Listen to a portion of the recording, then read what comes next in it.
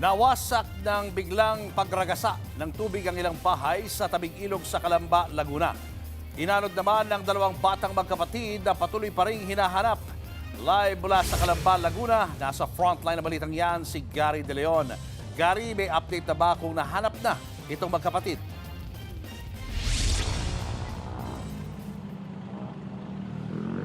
Julius, nagpatuloy ang paghahanap sa magkapatid na edad 11 at 7 taong gulang na nawawala matapos matangay ng flash flood ang bahay nila sa Calamba, Laguna nitong linggo.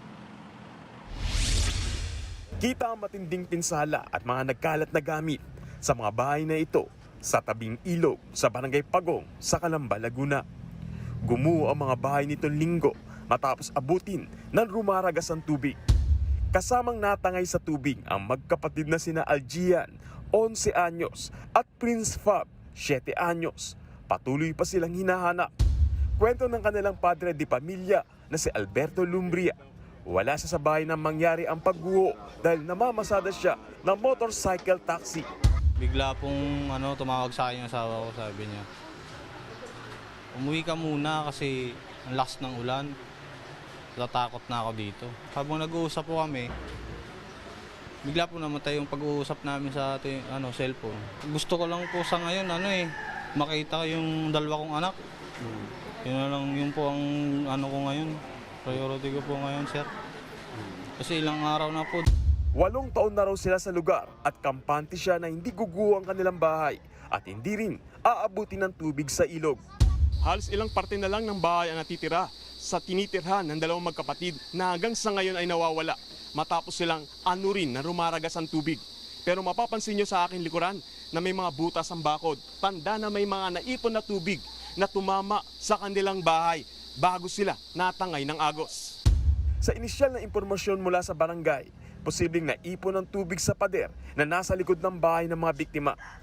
Dahil dyan ay bumagsak ang pader at rumagasa ang naipon tubig. Yung agos po ng tubig from road ng Pasiano, medyo malakas po, mga 30 minutes din po siya. And then naipon po yung tubig doon sa may pader. And then doon po nag-force, kaya po nag-flash flood po yung area na po, yung areang yon. Kasama pang tinangay ang mga nadurog na parte ng pader, kaya napinsala rin ang mga bahay sa lugar. Sa kabuuan ay 10 bahay ang tuluyang winasak ng flash flood. 5 naman na may partial damage. Pinalikas na ng barangay ang nasa 100 at 13 pamilyang nakatira sa lugar. Pansamantala silang nanunuluyan sa isang paaralan.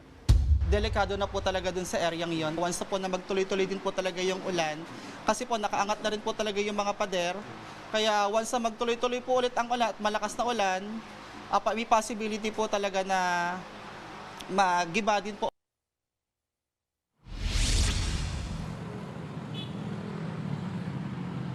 Alam mo, Julius, sa pabago-bagong panahon na naranasan dito sa Calamba, medyo nahirapan talaga yung search and retrieval operation ng Coast Guard at ng barangay. Samantala, nananawagan naman yung barangay sa LGU dito sa Laguna na sana raw ay mabigyan ng bagong evacuation center yung mga bakwit nila na papaalisin na sa lugar dahil gagamitin na nga yung paaralan.